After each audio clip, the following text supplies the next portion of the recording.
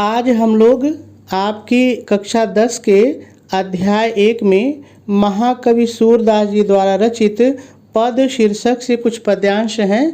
आज हम लोग इस पद्यांश की व्याख्या और इस पद्यांश पर आधारित आपकी परीक्षा में पूछे जाने वाले प्रश्नों को हल करना सीखेंगे।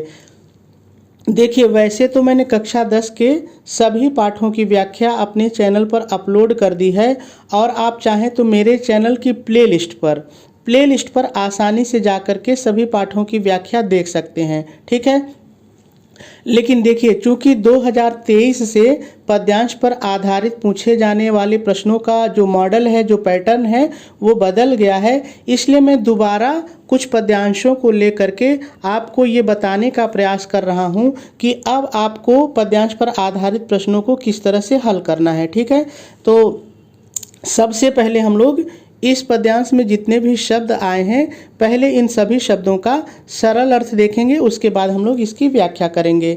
देखिए, सभी शब्दों का सरल अर्थ जानना दो कारणों से जरूरी है। पहला, जब तक आपको सभी शब्दों का सरल अर्थ नहीं मालूम होगा तब तक आप किसी भी पद्यांश की व्याख्या कर ही नहीं सकते हैं। ठीक है, इसलिए आपको सभी शब्दों का सरल अर्थ जानना जरूरी है।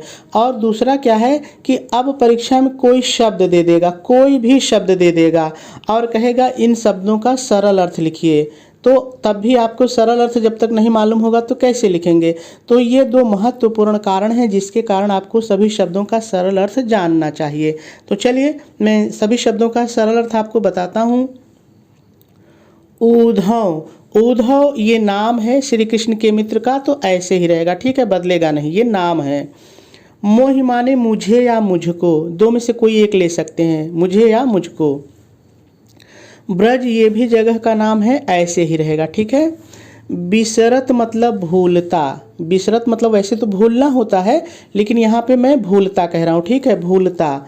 नाही मतलब नहीं, नाही मतलब नहीं। ठीक है, वृंदावन ये भी जगह का नाम है, तो जगह का नाम तो बदलेगा नहीं, ऐसे ही रहेगा। गोकुल वन, देखिए गोकुल जगह का नाम है, वन माने जंगल, वन माने जंगल, तो गोकुल वन माने हो जाएगा गोकुल के जंगल, गोकुल के जंगल। उपवन, देखिए उपवन जो है ये उपवन से बना है, इसका मतलब हो जाएगा बाग बगीचे, तो उपवन माने बाग बगीचे। सघन माने घना या घनी, जैसा आपके वाक्य में बैठ जाए, दो में से कोई एक। यहाँ पर इसका मतलब जरा सा समझ लीजिए कि आप कहते हैं ना कि पेड़ पौधे बहुत घने हैं या झाड़ियाँ बहुत घनी हैं, तो वही घना। ठीक है, कुंज माने जो लताएं हैं, तो कुंज माने लताएं। ठीक है, जो पेड़ों पर लपट के नहीं चढ़ती हैं लताएं, तो वही लताएं हैं। ठीक है, की सरल है, ऐसे ही रहेगा। छाही मतलब छाया, पेड़ पौधों की छाया होती है ना, तो छाही मतलब छाया। प्रात समय, प्रात समय मतलब सुबह, प्रात समय माने सुबह। ठीक है, माता जसुमती, तो माता तो सरल है, ऐसे रहेगा। जसुमती मतलब यशोदा, जसुमती माने यशोदा। ठीक है, आरु माने और, आरु माने और। नंद मतलब नंद बाबा, जिन्होंने श्री कृष्ण का पालन पोषण किया था, तो एक तरह से उनके पिता ही हुए, तो नंद बाबा हमको कहना है, कोई दिक्कत नहीं है। देख मतलब देख कर, देख मतलब देख कर। ठीक है, सुख पावत मतलब सुख पाते थे, सुख पाते थे। ठीक है, या आनंदित होते थे, दो में से कोई एक आप लेकर के व्याख्या कर सकते हैं। यहाँ पर थोड़ा सा इस लाइन को समझ लीजिए, अभी समझ लीजिए, फिर बाद में भी हम लोग देखेंगे, क्योंकि इस लाइन की जो व्याख्या है ना, विद्वानों ने दो प्रकार से की है, तो थोड़ा सा समझ लीजिए। कुछ विद्वान क्या कहते हैं, देखिए, प्रातः समय माता जसुमती और नंद देख सुख पावत, जो पहले तरह के विद्वान हैं वो कहते हैं कि श्री कृष्ण माता यशोदा को और नंद बाबा को देख करके सुख प्राप्त करते थे। तो पहले तरह की व्याख्या लोग कहते हैं कि श्री कृष्ण सुख प्राप्त करते थे, और जो दूसरे तरह की व्याख्या है उसमें लोग कह रहे हैं कि नंद बाबा और मैया यशोदा श्री कृष्ण को देख करके सुख प्राप्त करते थे। ठीक है, तो एक में कहा जा रहा है कि कृष्ण सुख प्राप्त करते थे और दूसरी व्याख्या में कहा जा रहा है कि मैया यशोदा और नंद बाबा सुख प्राप्त करते थे। तो मेरे हिसाब से जो दूसरी व्याख्या है ना वो सही है, इसलिए कि कोई भी माता पिता अपने बच्चों को देख करके सुख प्राप्त करते हैं, बच्चे कहाँ सुख प्राप्त करते हैं। बड़ी सीधी सी बात है, माता पिता के बच्चे चाहे छोटे से हों, जो बोलते ना हो, जन्म लिए हों, चाहे वो हों, चाहे बड़े हों, चाहे जैसे हों, माता पिता अपने बच्चों को हम हर उम्र में देख करके आनंदित होते हैं। तो यहाँ पर मेरे हिसाब से यही व्याख्या सही होगी कि मैया यशोदा और नंद बाबा जो है श्री कृष्ण को देख करके आनंदित होते थे। ठीक है, तो चूँकि बहुत सारे विद्वानों ने ऐसी व्याख्या की है, वो गलत नहीं मैं कह रहा हूँ, मतलब मैं अपने विचार आपको बता रहा हूँ। ठीक है, तो चलिए आगे देखते हैं। माखन, मक्खन जिसको आप कहते हैं, दही दूध से निकलता है तो ऐसे ही रहेगा, चाहे आप मक्खन कह लीजिए। ठीक है, रोटी आप सरल है जान ही रहे, खाते ही हैं। दहयो मतलब दही, दहयो मतलब दही, दूध को जमाते हैं तो दही बनता है ना, वही दही। ठीक है, सजायो, सजायो मतलब सजाकर यानी लगाकर, दूध के ऊपर जो है रोटी के ऊपर जो है वो मक्खन खूब लगा देती थी। हमारी जो अवधी भाषा उसमें कहते हैं चपोरना, तो चपोर कर यानी लगा कर जो देती थी, तो उसी की बात है सजायो। आप सजा करके भी व्याख्या कर सकते हैं, कोई दिक्कत नहीं है, चाहे लगा कर। ठीक है, अति माने बहुत या अत्यधिक, अति माने बहुत या अत्यधिक। हित, हित माने प्रेम, हित माने प्रेम। ठीक है, साथ सरल है ऐसे ही रहेगा। ठीक है, और यदि हित साथ को एक साथ ले लेंगे तो हो जाएगा प्रेम के साथ, हित साथ मतलब प्रेम के साथ। खवावत मतलब खिलाती थी, मैया यशोदा के लिए हो रहा है ना, तो खवावत मतलब खिलाती थी। ठीक है, गोपी, ग्वाल बाल दोनों सरल है, इनके साथ जो श्री कृष्ण खेला करते थे तो सरल है ऐसे रहेगा। संग माने साथ, संग माने साथ। खेलत मतलब खेलना, खेलत माने खेलना। सब दिन, सब दिन माने पूरा दिन, सब दिन माने पूरा दिन। हंसत मतलब हंसते हुए, हंसत मतलब हंसते हुए। सिरात मतलब बीत जाता था, सिरात मतलब बीत जाता था, या आप कह सकते हैं व्यतीत हो जाता था, जो आपको सरल लगे एक ले लीजिए। ठीक है, सूरदास ये कवि का नाम है, ऐसे ही रहेगा। धनी, धनी मतलब धन्य है, धनी, धनी मतलब धन्य है। ठीक है, ब्रजवासी मतलब ब्रज के निवासी, ब्रजवासी मतलब ब्रज के निवासी। जिनसौ मतलब जिनकी, जिनसौ मतलब जिनकी। हित मतलब चिंता, हित माने चिंता। ठीक है, जदुतात, जदुतात माने श्री कृष्ण, जदुतात माने श्री कृष्ण। ठीक है, तो सभी शब्दों का सरल अर्थ हम लोगों ने देख लिया। अब हम लोगों को इसकी व्याख्या करनी है, तो देखिए एक बार में इसकी व्याख्या आपको साधारण तरीके से एक एक लाइन पढ़ूंगा और साधारण तरीके से बताऊंगा। ठीक है, और फिर दोबारा मैं आपको एक एक शब्दों का प्रयोग करके और कैसे आपको व्याख्या लिखनी है वो भी बताऊंगा। तो आप दोनों बार की व्याख्या जरूर देखिएगा, क्योंकि दोनों बार में कुछ न कुछ आपको अंतर दिखेगा। ठीक है, तो चलिए अब हम लोग पहले इसकी व्याख्या जो है साधारण तरीके से शुरू करते हैं। देखिए इस पद्यांश में है क्या कि जो श्री कृष्ण हैं वो गोकुल छोड़ करके मथुरा चले गए हैं, और मथुरा गए हुए उनको बहुत दिन बीत गए हैं, और इधर जो उनके मित्र उद्धव हैं वो ब्रज में आते हैं, वो गोकुल में आते हैं, और यहाँ देखते हैं कि जो गोकुल के लोग हैं, जो ब्रज के लोग हैं, वो श्री कृष्ण के बिना बहुत व्याकुल हैं और हर पल वो उनको याद करते हैं। जब ये चीज़ें उद्धव देखते हैं और मथुरा लौट करके जाते हैं, तब वो श्री कृष्ण जी से सारी बात बताते हैं कि हे श्री कृष्ण, आपके बिना जो गोकुल के लोग हैं वो बहुत ही व्याकुल हैं और आपको हर पल याद करते हैं, वो एक पल के लिए भी आपको भूलते नहीं हैं। जब उद्धव से ये बात श्री कृष्ण सुनते हैं, तब श्री कृष्ण उद्धव से क्या कहते हैं वही इस पद्यांश में है। तो श्री कृष्ण उद्धव से कहते हैं, ध्यान से सुनिए क्या कहते हैं। उद्धव मोहि ब्रज बिसरत नाही, हे उद्धव मुझे भी ब्रज भुलाए से भूलता नहीं है।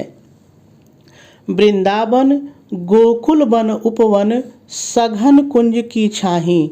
आगे वो कहते हैं कि हे उद्धव, वृंदावन, गोकुल के जंगल, गोकुल के बाग बगीचे और वो कुंजों की हरी भरी छाया कुछ भी मुझे भूलता नहीं है।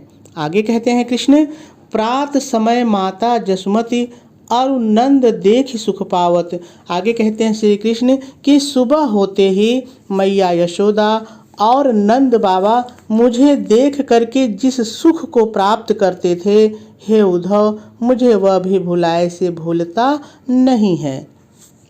आगे क्या कहते हैं श्री कृष्ण उद्धव से, कहते हैं माखन रोटी दह्यो सजायो अति हित साथ खवावत। वो कहते हैं कि मैया यशोदा द्वारा माखन रोटी और दही जिस प्रेम के साथ मुझे खिलाती थी वह भी मुझे भूलता नहीं है।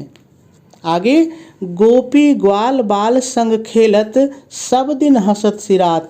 हे उद्धव गोपी ग्वाल बाल के साथ खेलते खेलते मेरा सारा दिन हंसते हंसते बीत जाता था, वह भी मुझे भुलाए से नहीं भूलता। आगे क्या कहते हैं, क्या है देखिए, सूरदास धन धन ब्रजवासी जिन सौ हित जदुतात। सूरदास जी कहते हैं कि वो ब्रज के वासी धन्य हैं जिनके हित की चिंता स्वयं प्रभु श्री कृष्ण करते हैं। यही इसकी व्याख्या है। चलिए अब हम लोग एक एक शब्दों का प्रयोग करके इसकी व्याख्या को सीखते हैं। सबसे पहले आप व्याख्या हेडिंग डालेंगे, डैश डालेंगे और डैश डाल करके शुरू में पहले थोड़ा सा आपको अपनी तरफ से जोड़ के लिखना पड़ेगा। आप अपनी तरफ से क्या जोड़ करके लिखेंगे, ध्यान से सुनिए। प्रस्तुत पद में श्री कृष्ण जी उद्धव से अपनी मनोदशा का वर्णन करते हुए कहते हैं। अब आ जाइए पद्यांश पर। कहते हैं, हे उद्धव मुझे भी ब्रज भुलाए से भूलता नहीं है। पूर्ण विराम है तो पूर्ण विराम लगा देंगे। वृंदावन गोकुल के जंगल, गोकुल के बाग बगीचे, घने कुंजों की शीतल छाया, हे उद्धव कुछ भी भुलाए से भूलता नहीं है। पूर्ण विराम लगाएंगे और आगे सुबह होते ही मैया यशोदा और नंद बाबा मुझे, अपने जोड़िए, मुझे देखकर जो सुख प्राप्त करते थे, हे उद्धव वह भी मुझे भुलाए से भूलता नहीं है।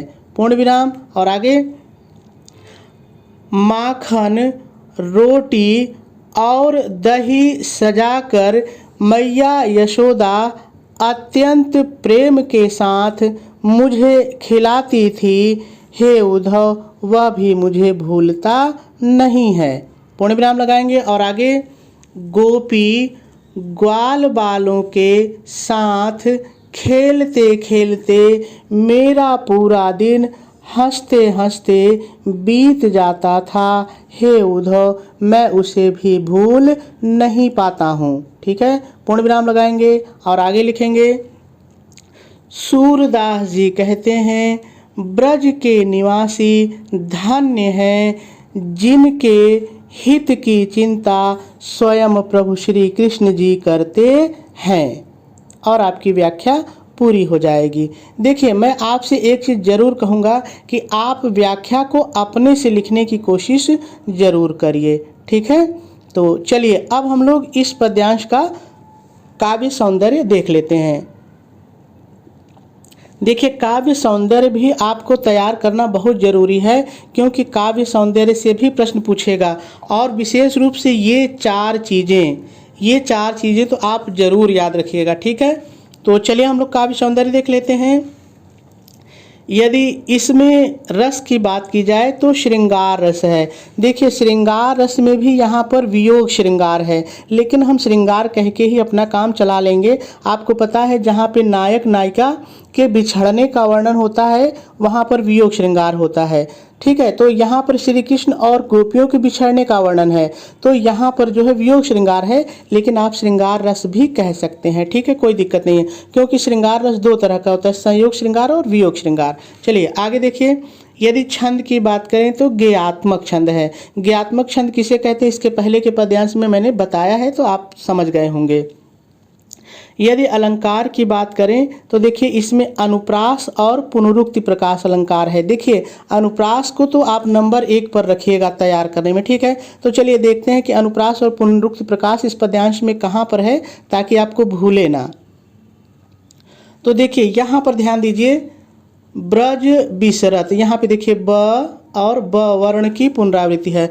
तो जहाँ पर एक ही वर्ण एक से अधिक बार आए वहाँ पर अनुप्रास अलंकार होता है, ठीक है। अब देखिए यहाँ पर अतिहित, देखिए यहाँ पे अंत में त आया है और यहाँ भी अंत में त आया है, तो यहाँ पे अंत्यानुप्रास है लेकिन है अनुप्रास ही, तो आप अनुप्रास अलंकार यहाँ भी कह सकते हैं, ठीक है। और ऐसे ही आप देखिए यहाँ पे देखिए गोपी ग्वाल में ग और ग की पुनरावृत्ति हुई है, तो ग और ग वर्ण की पुनरावृत्ति होने के कारण यहाँ भी अनुप्रास अलंकार है, ठीक है। तो ऐसे ही आप खोजना सीखिए और जानते हैं आपके हर पद्यांश में लगभग अनुप्रास अलंकार आएगा, ऐसा ही कोई शायद हो जिसमें ना आए, नहीं तो अनुप्रास अलंकार सब में आएगा। तो आप अनुप्रास अलंकार को ढूंढना सीखिए। अब देखिए दूसरा यहाँ पे धानी धानी है, तो देखिए जहाँ पर एक शब्द एक से अधिक बार आए और उसका अर्थ एक ही हो तो वहाँ पर पुनरुक्ति प्रकाश अलंकार होता है। देखिए ध्यान दीजिएगा जरा सा, यदि धानी धानी का अलग अलग अर्थ होता ना तो यमक अलंकार हो जाता, लेकिन धानी धानी का एक ही अर्थ है कि धन्य है, इसलिए यहाँ पे पुनरुक्ति प्रकाश अलंकार है, ठीक है। तो ये आपको थोड़ा सा ध्यान देना है। तो यहाँ पे पुनरुक्ति प्रकाश, ये 2 अलंकार है, ठीक है। चलिए आगे देखते हैं। यदि भाषा की बात करें तो इसकी भाषा ब्रज है, ठीक है। शैली इसकी मुक्तक है, गुण इसमें माधुर्य है, और शब्द शक्ति की बात की जाए तो इसमें अभिधा और व्यंजना संधि है, ठीक है। तो इस तरह से इसका ये काव्य सौंदर्य है। अब चलिए इस पद्यांश पर किस तरह से प्रश्न पूछे जाएंगे उसके बारे में हम लोग जानते हैं। तो सबसे पहले हम लोग प्रश्न की सूचना पढ़ लेते हैं कि आखिर प्रश्न पूछेगा कैसे। देखिए प्रश्न इसी तरह से पूछेगा, निम्नलिखित पद्यांशों में से किसी एक के नीचे दिए गए प्रश्नों के उत्तर लिखिए। तो देखिए पद्यांश दिया रहेगा और उसके नीचे 3 प्रश्न रहेंगे। ध्यान दीजिए आपसे परीक्षा में केवल 3 ही प्रश्न पूछा जाएगा, लेकिन मैंने यहाँ पे जो ज़्यादा प्रश्न लिया है ना वो सिर्फ आपको समझाने के लिए लिया है कि भाई बहुत सारे, देखिए एक पद्यांश पे कम से कम 20 प्रश्न बन सकते हैं। अब पता नहीं क्या प्रश्न बनेगा, तो मैंने कोशिश की है कि ज़्यादा से ज़्यादा प्रश्न लेकर के आपको समझाऊं, लेकिन पूछेगा केवल 3 ही, ये आपको दिमाग में रखना है, ठीक है। तो चलिए हम लोग क्रमशः एक एक प्रश्न को पढ़ते हैं और उसके उत्तर को जानने का प्रयास करते हैं। तो देखिए पहला प्रश्न है, प्रस्तुत पद्यांश का संदर्भ और प्रसंग लिखिए। यहाँ पर 2 चीज़ें, पहला प्रश्न कह रहा है संदर्भ लिखिए और प्रसंग लिखिए। तो देखिए किसी भी पद्यांश के लिए जितने भी उसमें कोई भी कविता हो उसके जितने पद्यांश होते हैं ना, संदर्भ बदलता नहीं, एक ही होता है, प्रसंग बार बार बदल जाता है। तो चलिए हम लोग संदर्भ और प्रसंग दोनों लिखते हैं। कैसे लिखना है देखते हैं। देखिए सबसे पहले आप प्रश्न उत्तर नंबर जो भी होगा उसको स्पष्ट लिखेंगे, और प्रश्न उत्तर नंबर हमेशा बीच में, कापी के बीच में लिखेंगे, यहाँ किनारे बिल्कुल भी नहीं लिखेंगे, बीचों बीच लिखेंगे प्रश्न उत्तर नंबर, ठीक है। और उसके बाद प्रश्न उत्तर लिखने के बाद बीच में 2 लाइन कम से कम गैप छोड़ेंगे, सटा के नहीं लिखेंगे, इसको एकदम इसमें सटा मत दीजिएगा, 2 लाइन गैप करिएगा, ठीक है। अब चलिए संदर्भ को देखिए। प्रस्तुत पद हमारी पाठ्यपुस्तक हिंदी के काव्य खंड में संकलित पद शीर्षक से उद्धृत है, पूर्ण विराम लगाएंगे और आगे लिखेंगे इसके रचयिता श्री सूरदास जी हैं, फिर पूर्ण विराम लगाएंगे और आगे लिखेंगे यह पद उनके महाकाव्य सूर सागर से लिया गया है, ठीक है। और आपका संदर्भ पूरा हो जाएगा। लेकिन ध्यान क्या आपको देना है, देखिए जो चीज़ें मैंने जैसे लिखी हैं, यहाँ पर देखिए ये 4 चीज़ें मैंने काले रंग की पेन से लिखी है और सिंगल इन्वर्टेड कामा के अंदर लिखी है, तो आपको भी ऐसे ही लिखना है ताकि कापी आपकी अच्छी दिखे, ठीक है। तो संदर्भ हो गया। अब प्रसंग लिखना है, क्योंकि पहले प्रश्न में 2 चीज़ें पूछा था, तो चलिए प्रसंग लिख लेते हैं। आप प्रसंग हेडिंग डालेंगे और लिखेंगे, देखिए प्रसंग में जो पद्यांश में मुख्य बात होती है उसी का प्रसंग बनाते हैं।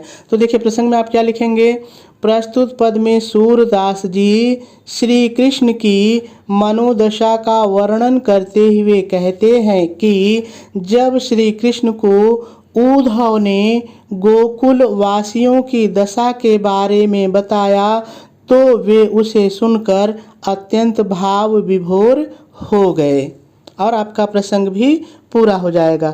चलिए अब दूसरा प्रश्न देखते हैं क्या है। दूसरा प्रश्न है, प्रस्तुत पद्यांश का काव्य सौंदर्य लिखिए। तो मैंने काव्य सौंदर्य पूरा बता दिया है ना, लेकिन लिखना कैसे है चलिए सीखते हैं।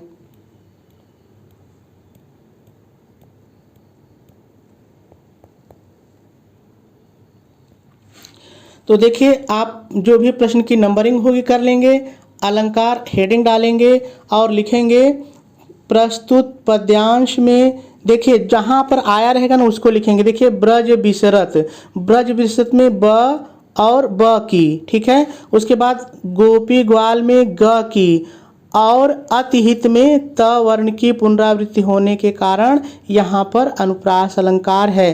तो देखिए यहाँ पर मैं आपको ये बताना चाह रहा हूँ कि जहाँ जहाँ पर वो अनुप्रास अलंकार है उसको भी लिखेंगे आप, ठीक है। तब उसके बाद लिखेंगे कि यहाँ पर किसकी पुनरावृत्ति है और क्यों अनुप्रास अलंकार है, ठीक है। पहला हो गया। अब दूसरा देख लेते हैं। देखिए दूसरा, इसी प्रकार प्रस्तुत पद्यांश में धनि धनि इस शब्द को भी लिखेंगे। धनि धनि में एक ही शब्द की पुनरावृत्ति होने के कारण यहाँ पर पुनरुक्ति प्रकाश अलंकार है, और आपका दूसरा प्रश्न भी हो जाएगा। चलिए तीसरा प्रश्न देखते हैं। देखिए कोई 3 प्रश्न पूछेगा, लेकिन मैंने आपको समझाने के लिए इतने सारे प्रश्न लिए हैं, ठीक है। तो चलिए तीसरा प्रश्न क्या है, उपर्युक्त पद में जदुतात किसे कहा गया है। तो देखिए मैंने जब एक एक शब्द का अर्थ आपको बताया था तो मैंने वहाँ पे बताया था, लेकिन कैसे लिखना है वो भी देख लेते हैं। दूसरे प्रश्न को भी पढ़ लीजिए, दोनों का एक साथ देख लेंगे। श्री कृष्ण किसके ध्यान में खो गए हैं, ये 2 प्रश्न हैं। तो चलिए दोनों का उत्तर हम लोग देखते हैं। तो देखिए प्रस्तुत पद में जदुतात श्री कृष्ण को कहा गया है, और दूसरा प्रश्न है, प्रश्न का उत्तर है श्री कृष्ण ब्रजवासियों के ध्यान में खो गए हैं, ठीक है। चलिए अगला प्रश्न देखते हैं।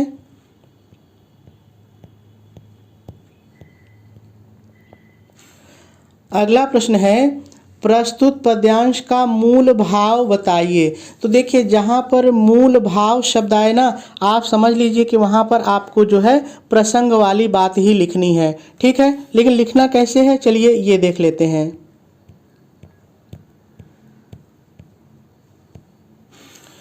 तो देखिए आप नंबरिंग कर लेंगे और लिखेंगे प्रस्तुत पद्यांश में सूरदास जी ने श्री कृष्ण की मनोदशा का वर्णन किया है, जिसमें वे उद्धव से ब्रजवासियों की दशा का वर्णन सुनकर अत्यंत भाव विभोर हो जाते हैं, और मूल भाव भी आपका हो जाएगा। चलिए अंतिम प्रश्न देखते हैं। अंतिम प्रश्न है, रेखांकित अंश की व्याख्या कीजिए। देखिए मैं पूरे पद्यांश की आपको व्याख्या बता दिया हूँ, तो जहाँ भी देखिए इसका मतलब क्या है प्रश्न का समझिए। ये प्रश्न ये कह रहा है कि जैसे ये पद्यांश है, अब यहाँ पर कहीं भी रेखा खींची जाएगी, कहीं भी खींची जा सकती है, किसी भी 2 लाइन में 3 लाइन में खींची जा सकती है। मान लीजिए यहाँ खींची गई है, अगर यहाँ नहीं खींची गई तो यहाँ खींची जा सकती है, इस लाइन में खींची जा सकती है, यहाँ नहीं खींची गई तो इस 2 लाइन में खींची जा सकती है। यानी जहाँ भी रेखा खींची रहे उतने की व्याख्या आपको करनी है, और यदि रेखा नहीं खींची रहेगी तो पूरे पद्यांश की आपको व्याख्या करनी पड़ेगी। तो यदि रेखांकित अंश की व्याख्या की बात करें तो ध्यान से सुनिए। यदि कहा जाए कि रेखांकित अंश की व्याख्या कीजिए तो इसकी शुरुआत कैसे करेंगे वो मैं आपको बता देता हूँ, ठीक है, और बाकी आप व्याख्या अपना कर लेंगे। तो चलिए देखते हैं इसकी शुरुआत कैसे करेंगे। देखिए आप हेडिंग डालेंगे, नंबरिंग करेंगे और हेडिंग डालेंगे रेखांकित अंश की व्याख्या, और शुरू में इतना पहले अपनी तरफ से जोड़ेंगे। प्रस्तुत रेखांकित अंश में श्री कृष्ण जी उद्धव से अपनी मनोदशा का वर्णन करते हुए कहते हैं। इतना आप अपने से जोड़ेंगे, उसके बाद जो भी लाइन की रेखा खींची रहेगी आप उसको कर देंगे। देखिए यहाँ पर आपको समझना क्या है कि अब जब आप रेखांकित अंश की व्याख्या करेंगे ना, तब आप यहाँ पर रेखांकित अंश लिखेंगे, पद या पद्यांश नहीं लिखेंगे। लेकिन यदि पूरे पद्यांश की जब आप व्याख्या करेंगे तब यहाँ पर पद या पद्यांश लिखेंगे। ये थोड़ा सा अंतर समझिएगा कि यदि रेखांकित अंश की व्याख्या करनी हो तब आप यहाँ पर लिखेंगे प्रस्तुत रेखांकित अंश में। ये नहीं लिखेंगे प्रस्तुत पद्यांश में। क्यों? क्योंकि आप रेखांकित अंश की व्याख्या कर रहे हैं। ठीक है, तो ये थोड़ा सा अंतर रहेगा, इसको आप मेरे ख्याल से समझ गए होंगे। ठीक है।